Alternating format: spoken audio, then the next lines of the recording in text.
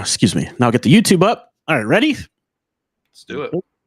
2, 1. Oh, I'm already live on YouTube. Whoops. Why did it do that? It auto went live. This is how we do things around here, people. Yeah, very organized. Welcome back to another Hoops Profile Beyond the Backboard podcast for you. And I got my co-host with me, Matt Hanifan. Before we get into all that, you may have noticed it's no longer Hoops Profile. We've rebranded. It's Digital Adel Hoops. You can find us on YouTube, find us on Instagram under digital_Adel, Twitter under Digital Adel, any social media under Digital Adel, and that now includes YouTube. You just search Digital Adel, we will appear. Matt Hanifan is under a different handle, and he is at MPH_824_, which probably also needs some rebranding at some point. We're going to talk about it. Yeah, I don't. Yeah. We will talk about it. We'll talk about that and more as this train keeps on rolling. So thank you for joining us. Don't forget to like and subscribe. We're trying to grow out our Instagram page as well, so make sure you definitely follow us there. We do collaborations with 5 Reasons Sports down here in Miami there also. That's a Digital Adel, just an underscore in the middle. So Digital_Adel. But we're back, baby, from Vegas. How was your time while I was away, Matt? What's been going on in your world? Well, I was sick over the weekend, so definitely not as good as probably yours was. So not great. All right. No, I'm on the upswing. I'm pretty much normal now, but like Sunday and Monday especially, yeah. I was fighting. I was struggling. Yeah. But what is normal though, Matt? Who can define normal? Yeah. No, my current state, my normal state, which probably it's not really normal anyway. But it's abnormal. Yeah, that's a different conversation for a different day. But I'm doing all right. I probably sound a little bad in the audio, but no, you sound just fine. I just get a smidge of the cold coming through, but other than that, you sound just fine, Matt Hanifan. But yeah, man, I'm excited, dude. I had an amazing trip. Just some things to highlight. There's going to be a Digital Adel Hoops movie coming out, a short film. And it's really just some stuff I shot, kind of like not really a vlog because I didn't really selfie stick myself walking around, but I'm just it's some of the scenery, like my trip getting there, just some clips of the stuff I filmed while I was there, and just some of the highlights so that if you didn't catch all of it, you can catch the Cliff Notes version, which is always good, especially if you were in college. But yeah, man, I had a blast. It was a phenomenal time. But we do need to talk about your state. We do need to talk about Las Vegas, Nevada. You mean that the bad place down there? It is the bad place, and it's literally hell. Like I've told you, it's better up here than it is down there. Dude, if I died and I didn't make it in, St. Peter was like, "You're not getting in," I'm pretty sure that's where I'd go. They'd send me to Las Vegas. My God, dude, you step outside, it was 111 degrees and you wilt. Like you're like a flower that just wilts, shrivels, and dies as soon as you walk outside. I told you, man, it's hot. I mean, dude, obviously it doesn't take a genius to figure it out once you look at how hot it actually is there. But 111? Dry heat at 111 or 110, whatever it is at that time. It's especially at this time of year, man, like you're in an air-conditioned gym. I mean, obviously, again, like it's probably pretty hot in there because of how much people are in there, especially in the pavilion. Just because it's so like that, especially that area is so condensed. Right. But then, once you step outside, yeah, you're melting on the sidewalk. It's my guy Amir from Team to Beat Heat is in the chat. He says, "Oh yeah, Adele partied all night long. My lips are still chapped." That's right. I'm a party animal inside of Thomas and Mack Center watching every game. I was going to say, yeah, you're partying to Trey Johnson highlights. Oh my God, I'd party so hard to Trey Johnson highlights, dude. He's going to be so good. That guy's going to be so good. People are just now getting around to it. They're like, oh, this guy's a franchise type guy. You think? But yeah, I met Amir in person. We sat beside each other in the Thomas and Mack Center. We were out there in Las Vegas. His brother actually was there because he's part of the Locked On Clippers network. Cousin, that's it. Cousin. You know Amir better than I do. So yeah, I got to hang out there. He got to meet up with him. He got to do some really cool stuff. So if you haven't checked out Team to Beat Heat as well, make sure you check that out.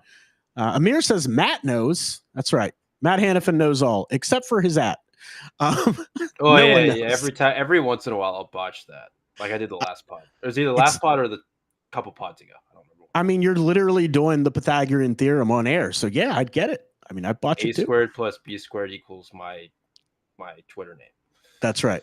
We are going to rebrand that, and I've been meaning to talk to you about that for some time. We're definitely going to rebrand that. But also, man, I got to meet up with Ethan Skolnick from 5 Reasons Sports, which we're contributors at for the Miami Heat. He's a phenomenal guy. We're going to continue our collaboration there. I'm going to continue to try to, do the draft stuff. If you haven't subscribed to that Discord, make sure you do. And I'm going to continue to cover the entire league, man. If you've never been, my overarching theme, because I'm going to do, like I said, that little short movie about my experience. If you've never been to the NBA Summer League in Las Vegas, even though you're literally journeying to hell and braving the heat, you need to go if you love basketball. It is hoops heaven. Literally everybody is there. Now, I'm not a natural networker, so I don't go interrupt people and be like, hey, Jim Boeheim, my name's Adel Burton. Nice to meet you. I don't do that. I know some people that do, and there's nothing wrong with that. They're natural at it. I just let people be, and I soak into hoops. But everybody in sports is there. I got to meet Yoshi Gosselin. He was there. Him and Ethan chopped it up a little bit. Who else was there? Of course, all the Miami Heat contingent: Alonzo Mourning, Udonis Haslem, Coach Spoelstra, Adam Simon, Wayne Ellington, who's on the coaching staff, of course. I was going to say Eric Spoelstra was definitely there. He wasn't always there, but he was there. He was there after the call out. That's what I'm saying. He was there. He was there. Khalil Ware felt his presence. Khalil Ware definitely at Summer League. No doubt. Charlie Villanueva was there. Of course, LeBron made an appearance. Every team that plays, like most of the starters show up for like a quarter and a half. Yeah. And then they leave. But also like legends of the game, man. I saw Coach Alvin Gentry, Coach Jeff Van Gundy. I didn't see Michael Jordan. Stop lying. Amir, come on. Michael Jordan was doing other things in Greece. That's right. So was Bam Adebayo and Luka Doncic. Yeah. Future Miami? No, I'm just kidding. But yeah, man, it's just a blast. Like I said, it's a who's who of basketball. Amir said he saw Bernie Bickerstaff, senior or junior. Bobby Marks. Yeah, Bobby Marks was there. Chris Haynes was there. Chris Haynes' brother was there. Dude, it was just a phenomenal time. Donut Dan was there. I got to see Donut Dan in the stands from the Discord. And I got to interview a fan that went on. I almost volunteered to do the thing because the activity for halftime was literally the drill. Part of that drill I tell people to do of my shooting challenge, where you do a layup, a free throw, and a 3-pointer all at once without missing. So I almost volunteered to do it because it's like I could do that in my sleep. But the guy next to me, they grabbed him. And I interviewed that fan. That video did pretty well on Instagram and YouTube as well. So shout out to that Miami Heat fan. Dude, there were so many Miami Heat fans that would just sit by me randomly, and they didn't know me. And we was just chopping up. Where are you from? Oh, from Miami. So many people from Miami. Amir says our video together did the best. It was a good video, Amir. But Matt, let's get into the nitty gritty of Summer League before I give my thoughts, because the people haven't heard your voice on this channel or seen you in quite a while since I was gone. What have your thoughts been on not on the Miami Heat, but the Summer League overall? What stood out to you? Oh, geez, there's a ton of different places where I can start with this. Yeah. I think the first, this is so on brand. If anyone's listened or heard or talked to me about anything when it comes to this draft cycle, everyone knows how I feel about Nick Clifford. Really? Is that where you're starting? Nick Clifford? It's just the first thing that came to mind, man. It's local for me. It's Sacramento. Matt, do I sense Nevada bias in you? It's not Nevada bias if it's Colorado State. It's Mountain West bias. That's right. But no, Sacramento's been a lot of fun. They were on earlier today, so I watched like very little of their game. They're 4-0. Neek had 19. Devin Carter wasn't efficient, but still had a good game with the playmaking, the defense, all that stuff. I mean, like, obviously, Cooper Flagg is one place where I don't know why you're playing it for that.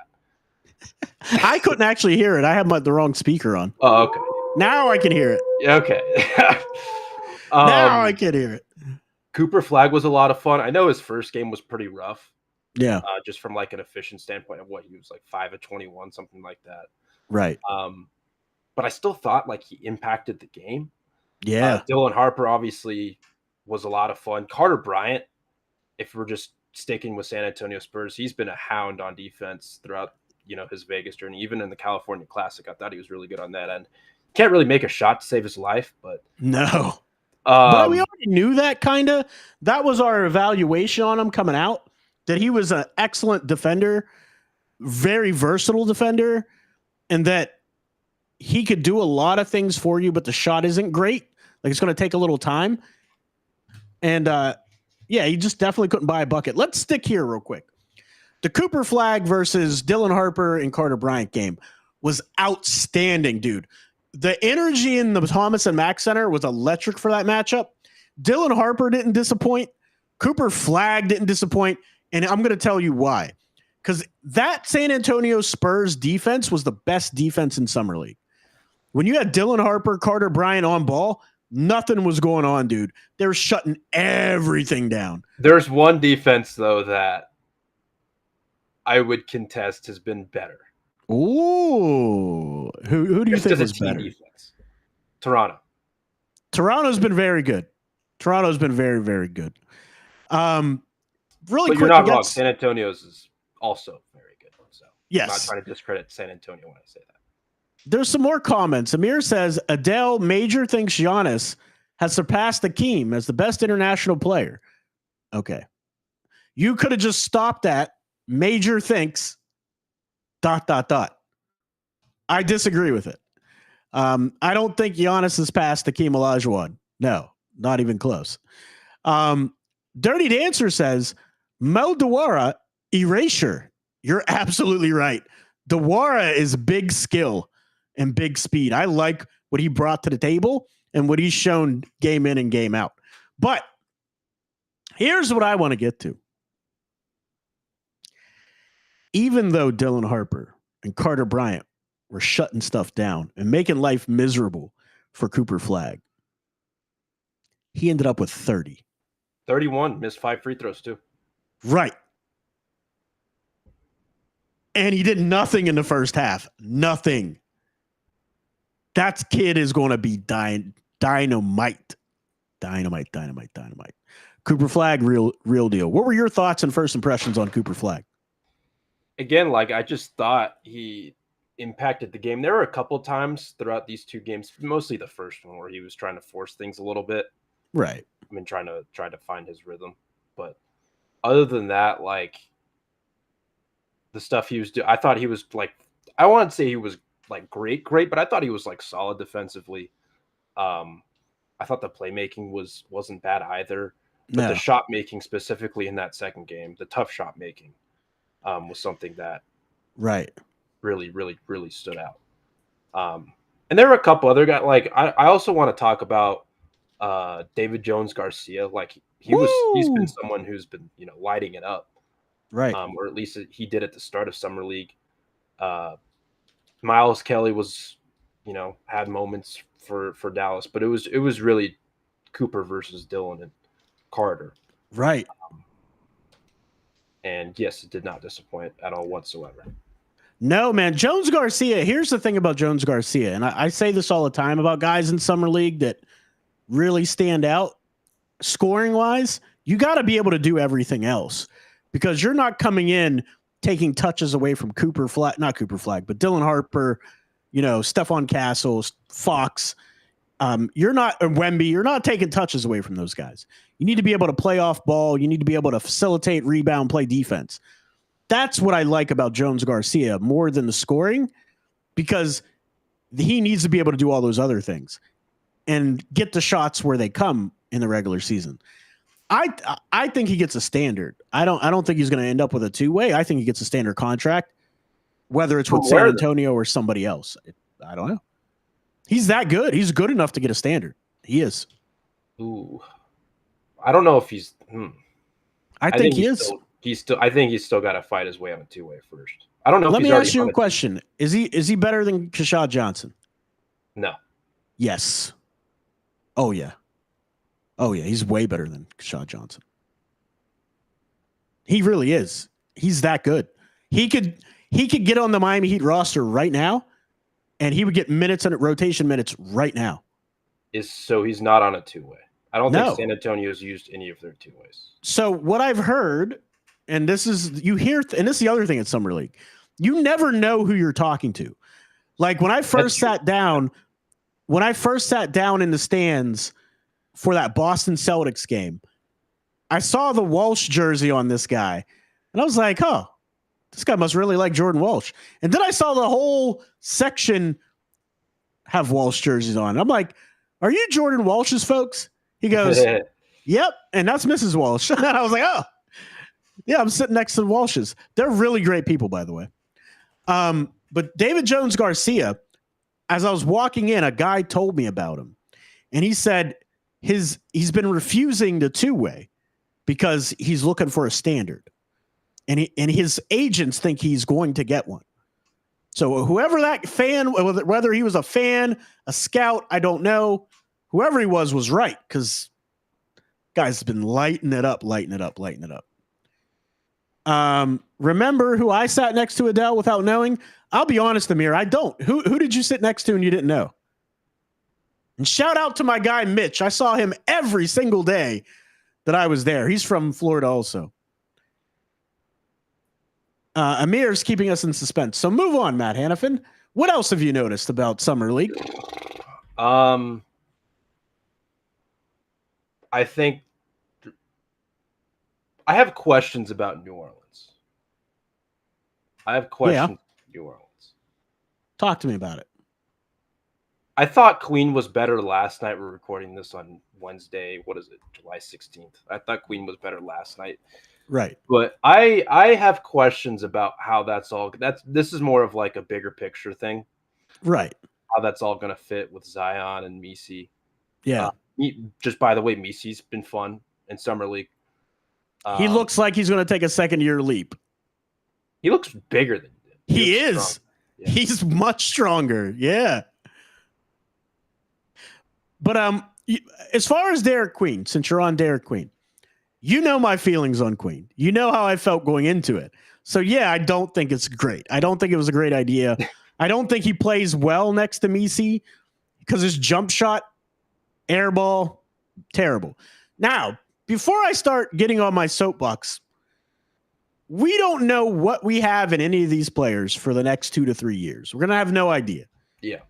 You might get some inklings, but we have a whole college season that we judged them on. Dirty Dancer says Queen will always be judged unfairly by the terrible Dumars trade. I disagree with that. Players are going to be players, no matter whether they were in a good trade or in a bad trade. He's going to carve his own legacy, in my opinion. He's going to be he will be judged on that, though. I guess, especially if they're bad. But here's the thing about that: if he's good, it won't matter. If he's good, though, they're still going to be like, you didn't have to do that. You didn't have to trade your unprotected pick to get up. I think that's more on Dumars than it's on Queen. No, for sure. It is way more on Dumars. Queen can't control that, but just by virtue of being the piece that they are trading up to get, he's going to be the one that's going to be judged for that, or he will to some degree be judged for that. Like it's the premise of New Orleans didn't have to do that to get Derek Queen, right? 13, right. And no, I get it. Like you're right. It should, like 99% of it should be on Dumars, and I think, but some of it inevitably will be on Derek Queen, regardless if he becomes this all-star, all-NBA player, or if he flames out.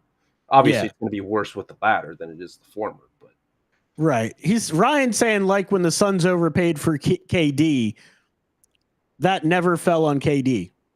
I mean, KD's got a little more. I was going to say KD's also got a little more cachet in the league. So it does make it a little bit different. But ultimately, Ryan does agree with me. He says he thinks Dumars will be judged on it more. As he should. Dirty Dancer says he's still not convinced Coop can be a 3 long term. I disagree. But pretty malleable. Let's get back to that on the other side of this break.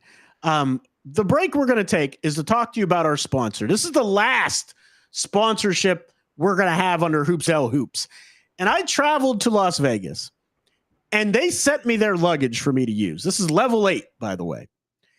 I got a compliment in the airport. Some guy, random guy, was like, "That's really nice luggage. It looks really durable." I was like, "Oh, thanks." I was like, "It actually is really nice." And so thank you to Level 8, our sponsor here for the Beyond the Backboard podcast. So we're introducing a game changer, Level 8 cases. If sleek, durable, and thoughtfully designed luggage is your style, then Level 8 delivers like an all-star on game night. They're perfect for traveling to games or wherever your journey takes you. Like a great team, we share a commitment to top-tier performance.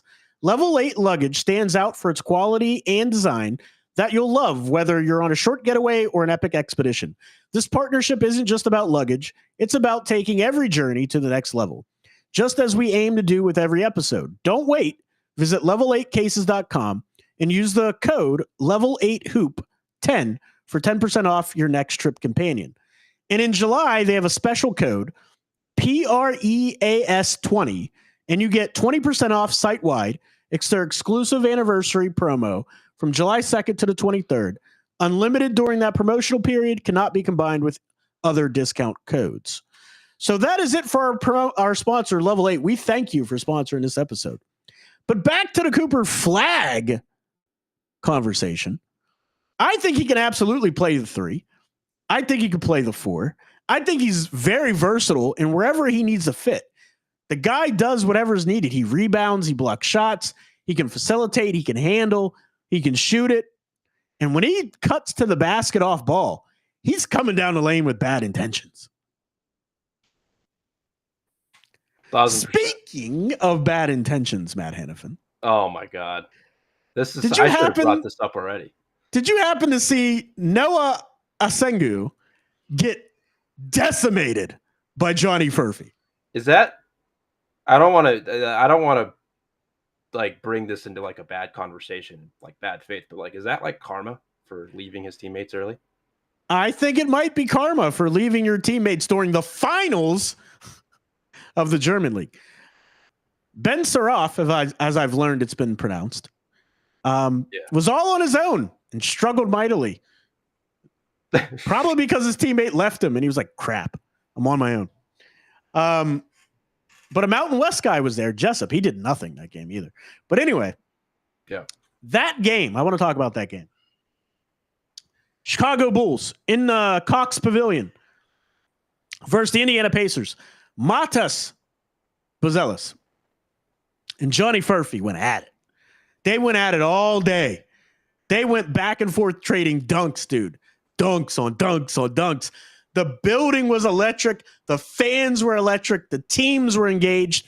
It was high quality ball too. Like there was good ball movement. There was good defense. They cared. They played extremely hard. My guy Lachlan Albrecht was there. I was super excited about that. Man, he's a really good facilitator. I know Hansen Young is getting all the pub, but you talk about a guy, they ran their offense through Lachlan Albrecht. They would lift the defense. They'd go 5 out, and he would facilitate from the top of the key. They'd run slice cuts and dribble handoffs and zooms. Dude, he had a lot of responsibility, and it didn't look like it went over his head at all. Now, the lack of athleticism would show up at times. Right.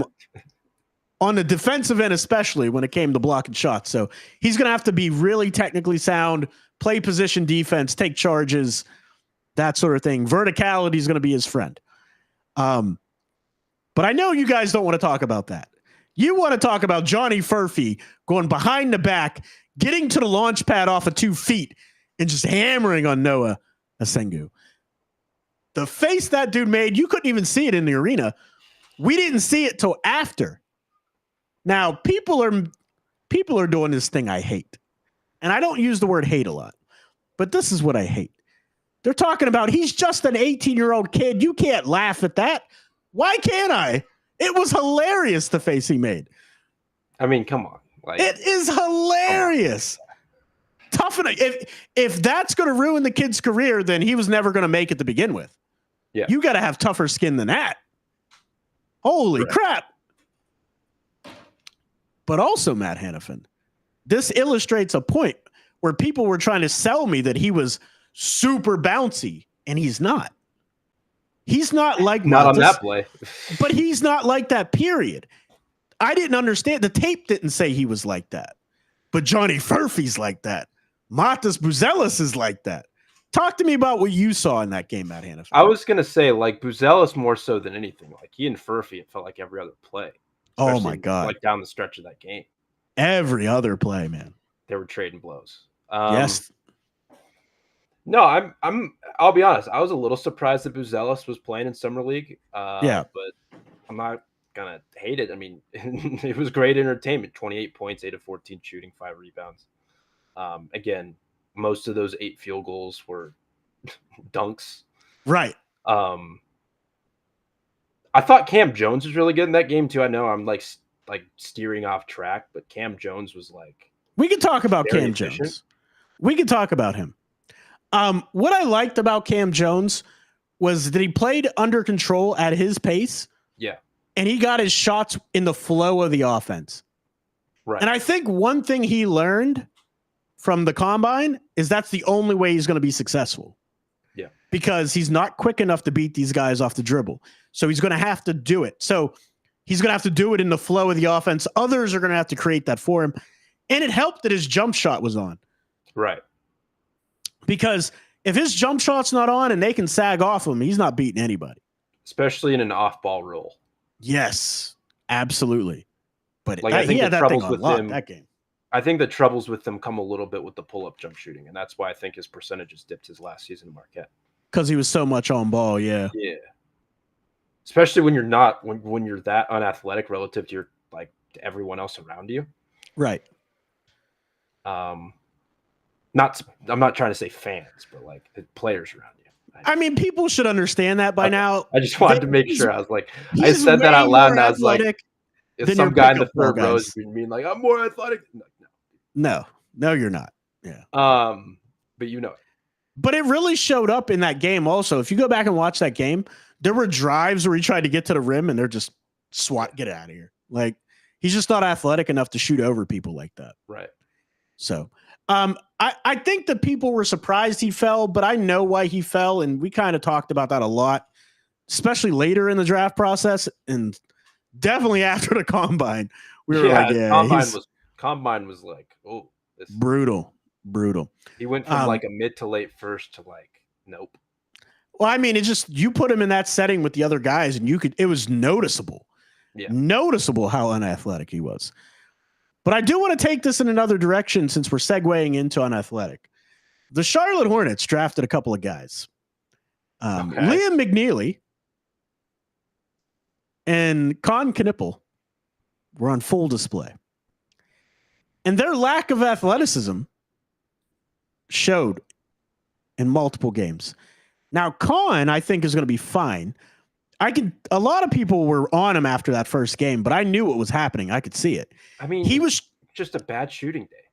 Well, not only was it a bad shooting day, he was trying to play so fast that he wasn't playing his normal game. Yeah. The second game he played at his speed and everything was fine. Liam McNeely was super surprising. I loved what I saw from Liam McNeely. I didn't want to say it, but yes, yeah. I was very impressed with what I saw from Liam. Yeah, I was very, very impressed with Liam. The shooting was there for once, which wasn't there the whole college season. He still is going to struggle on ball. Like, he's going to really struggle on ball. Yeah. He's going to have to thrive in like kind of like a specialist connector role to our point. Absolutely. Absolutely. And it's a great value pick for where they got him if he can do that. Yeah. So if he can do that, that's great. K2, I think, is going to be just fine. I think it's overblown. But what did you see from K2, and what are your thoughts on one Liam McNeely? From Con, it was like to your point, it looked a little sped up, but at the same time, I just think some of it's just like a bad shooting day. Like he was bad in that. Right. He was bad in that first game. It's just like if you look at a player with his profile, with his pedigree of shooting, like the last thing I'm worried about is that. Right. The last thing I'm worried about. I'm more, if anything, like if I'm watching Khan, I'm more worried about like the foot speed, how he's going to defend at the next level. Like, how good is he there? Right. The movements on ball offensively, like how, finishing around the rim. I know he plays off of 2 feet and he's super, super, super good at that. But like, how is that? Right. Like, that's the stuff that I'm looking out for, not what he's shooting from the floor. Like, it's just, I'm chalking that up to a bad game. And I think when he had 16 and 10 the following game or whatever it was, that changed. Liam was with 4 assists also. Don't forget that. People forget right. that. Liam was interesting. I was very impressed with Liam. Like, to your point, I still do have a little bit of concern about him on the ball. But for him, it was like the exact opposite. I was like looking for like, okay, is this shooting actually going to carry? Because obviously, post ankle injury, he was a nightmare. Right. In every literally everything. Yeah, literally everything. Yeah, literally everything. And then obviously, like for him, like how he's going to hold up defensively.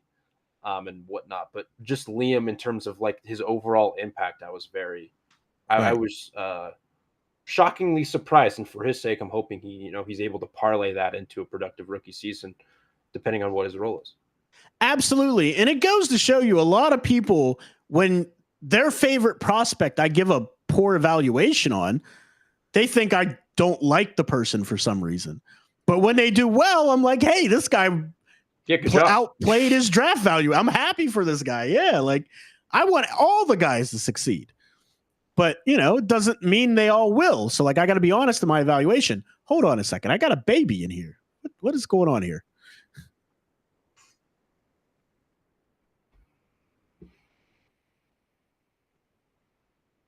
Is this why I segue about Nick Clifford for your baby? That's right. Your baby. Wait. What is going on here? I'll be right back.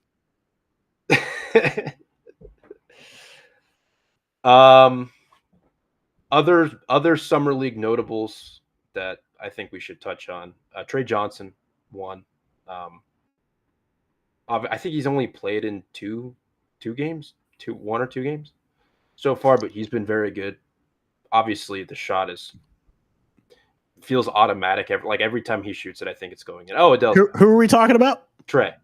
Oh, why you transitioned to my guy? I was just talking about some summer league notables, mainly rookies though. Man, you talk about a notable. Trey Johnson, you're starting to see articles come out.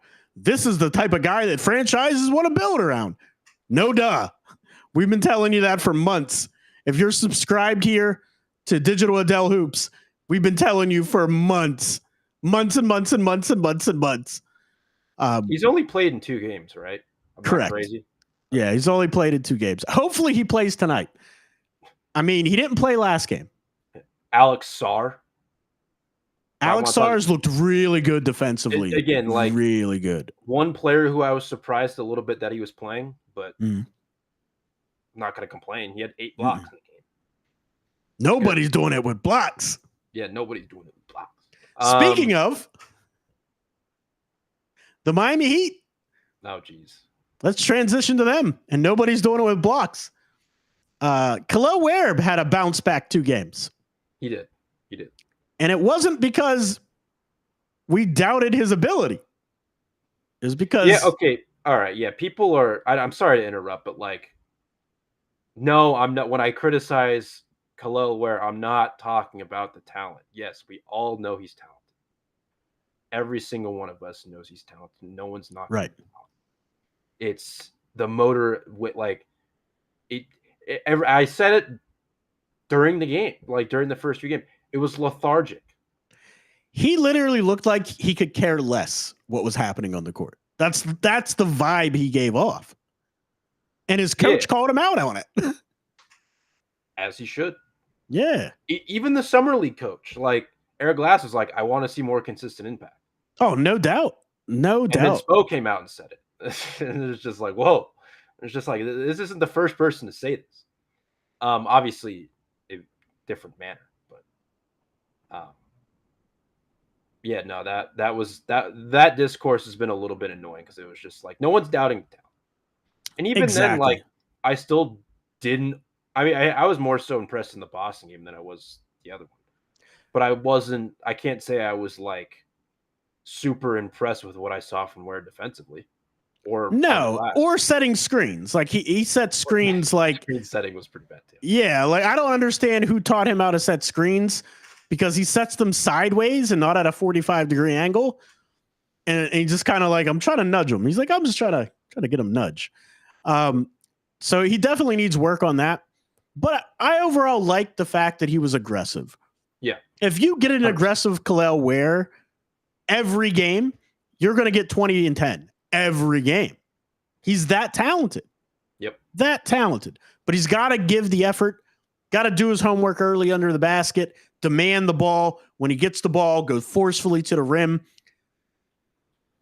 The shooting just looked better.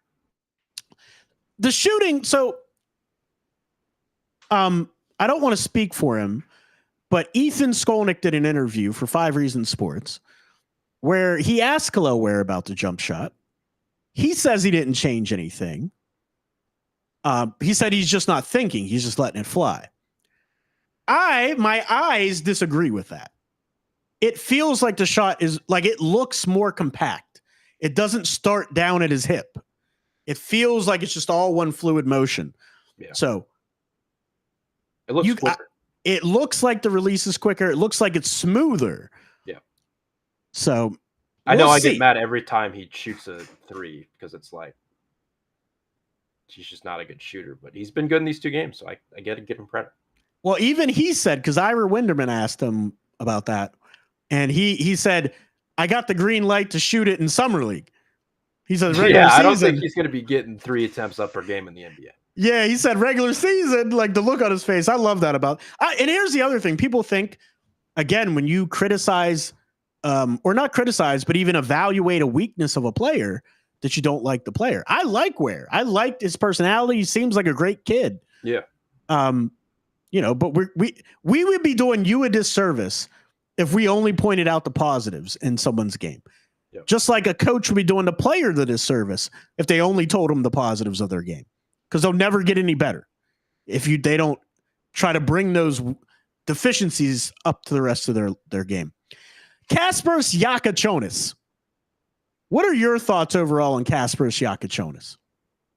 Again, I don't love everything that I see on the ball now. Right. I will, again, it's just kind of the same opinion I had after the California Classic or even during the California Classic when we were watching those games. I don't love how they're using him. I think now that Larson's gone, I think, or at least I want him to have more on-ball usage. But it's something where, like, I don't love everything I'm seeing on the ball just with, like, the burst. Some of the ball handling, I think, hasn't been great. Not that the decision-making's been bad, but, like, the turnovers are still there. It's more so I want to see him work through it. And I'm not trying to like kill his confidence or anything, because obviously, like, if you continue to do bad, that can mess up your confidence. But I think we saw in that first Vegas Summer League game that his confidence is justified. I think his defense has been super duper impressive. 100%. His defense has been incredibly impressive. His ability, right? It's a flip flop. His ability to connect people as well. Like, he's a very good passer. The Summer League team isn't very good for him to finish. Like, outside of Khalil Ware, Pelle Larsson, Keshad Johnson, there hasn't been very much to write home about that Summer League team. So I think that stuff will be better in the regular season when he plays with the other NBA level players. I think also, like, people forget, not only is the Summer League for young guys to develop, you're trying to fill out that last couple of roster spots and get your two-way spots nailed down. Yeah. So they wanted to get a look at Kira Lewis, see if they had anything with him. They wanted to see Javonte Cook, see if they have anything with him. Eric Stevenson, they want to get I don't want to get started on him. I don't want to talk about Eric Stevenson at all. That guy, he made the game away, the last game, the 3. He's a good 3-point shooter, but God, everything else needs work. Holy crap, does he stop the ball? He doesn't move it. Not nearly good enough to do that. But anyway, my overarching point is they want to take a look at the other guys. They know what they have in Casp. They know, like, they're more comfortable with what he can do than we are. Now, the other thing is, Casp is in an NBA shape. One thing I noticed, especially live and in person, he needs to get in better NBA shape. And that's why you may have saw him take a couple of days off. Because when you get fatigued and you're a competitor, you're going to keep trying hard. That's how you get injured. And so I think there was a little bit of protecting him from injury with that as well, until they can get him up to NBA level conditioning. And I think with most rookies, it's like that. But yeah. Yeah. Speaking of, VJ Edgecombe played yesterday. He didn't have such a great game. And that's going to happen, but he's still super athletic, still super explosive, still high ceiling. The reason why I bring VJ Edgecombe up, I wanted to end with this. What players stood out to you that you weren't expecting to stand out to you out of the drafted guys, not the undrafted? Ooh, okay. So we already talked about Liam.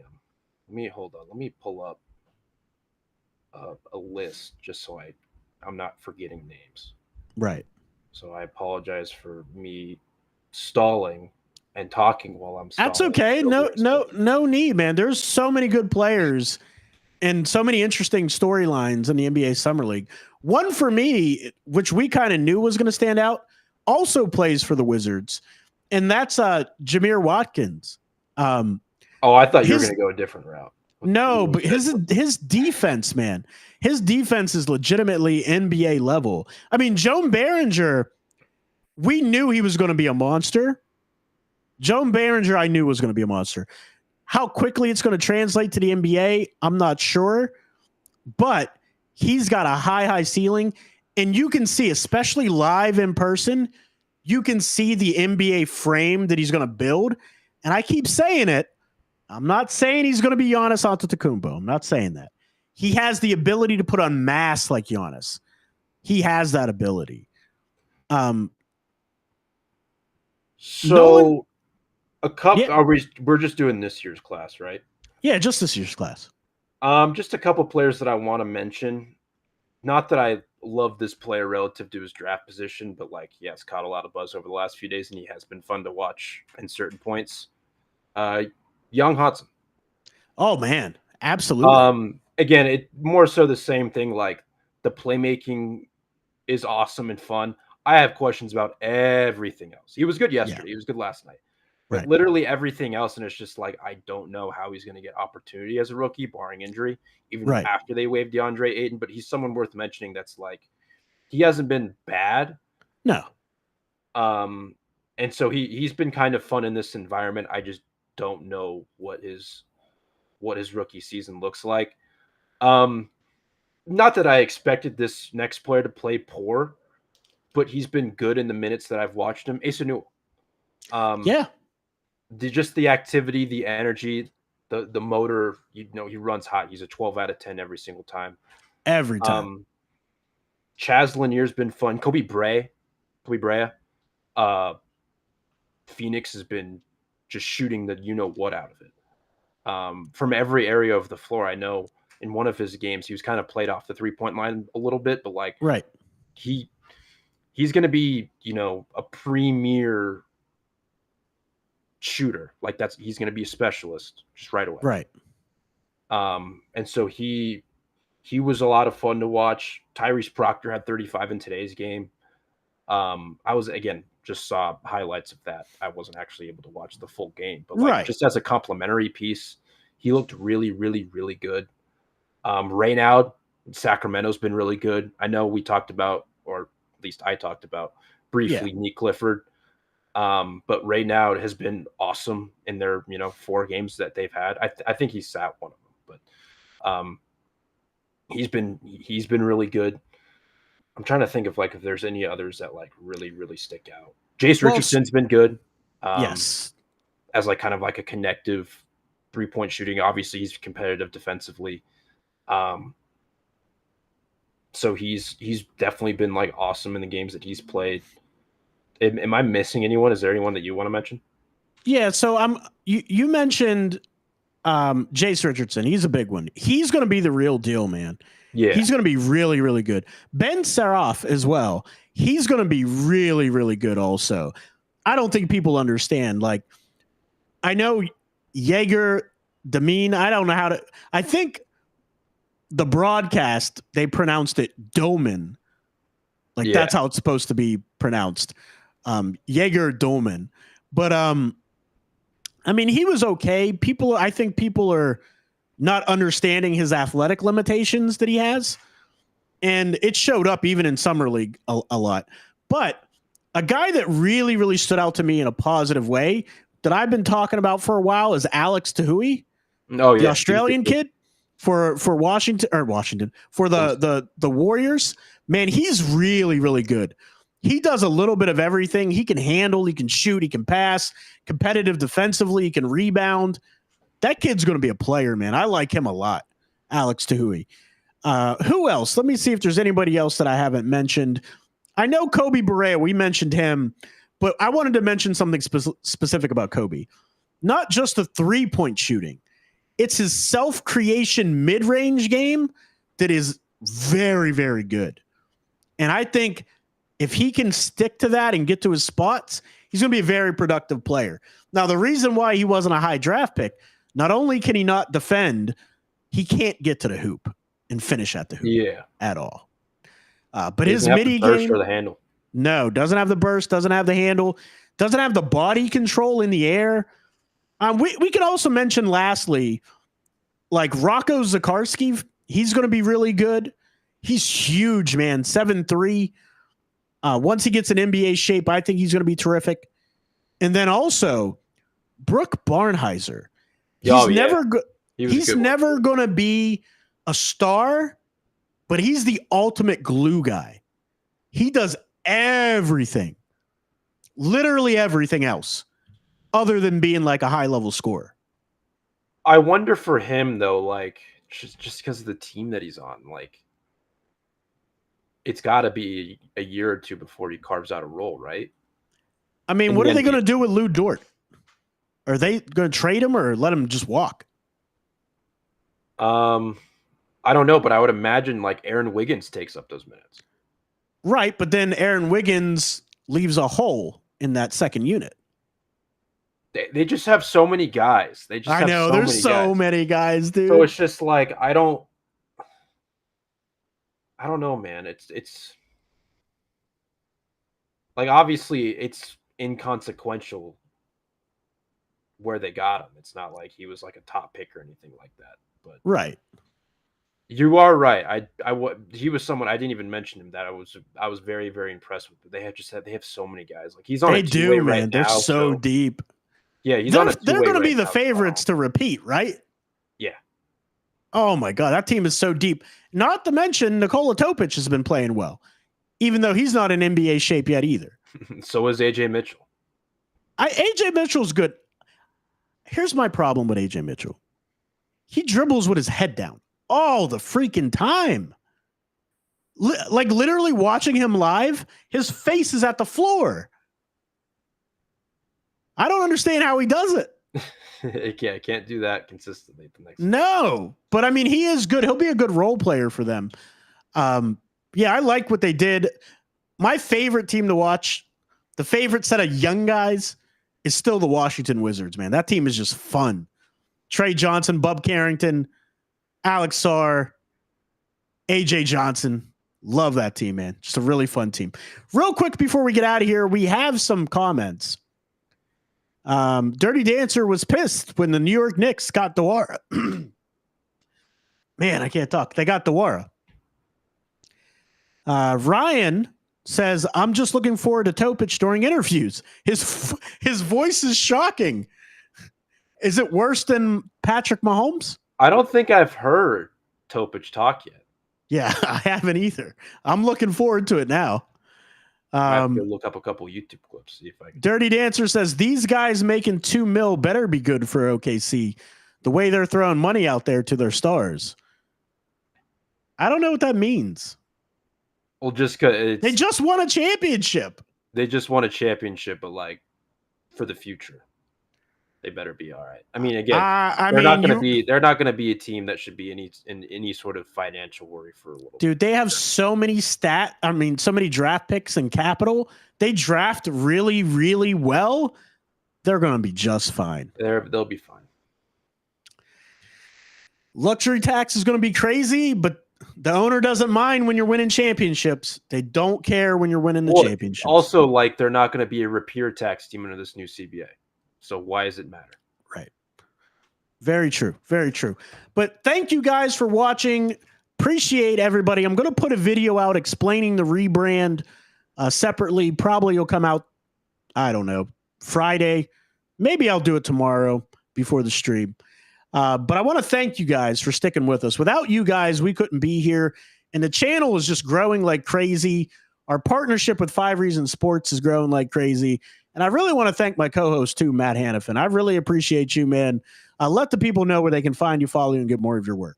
Likewise, you can find me at MPH at MPH_824_. See, I botched it again. See, this is just a new thing. Rebranding will commence right after this show. HotOutHoops.com, VenettaSportsMedia.com, MountainWestConnection.com, as well as playback.tv/hoops profile, which we're at right now, and playback.tv/5RSN. Which is now playback.tv/digital Adel Hoops. It still says Hoops profile in the URL, so. I don't understand why. I changed that yesterday. I'll fix it, though. I just read it off just on my screen. Ryan says your at is the old Contra code. Up, down, left, right. Yeah. Select start. Yeah. That's right. It's tough, man. I changed it a few years ago. I don't remember what it was before. No, I do actually remember what it was. I'm not going to say it. Don't worry about it. We're going to change it to something really nice and memorable. We're going to take care of you, Matt Hanifan. All right. Well, that's it for us today, guys. We'll see you next time.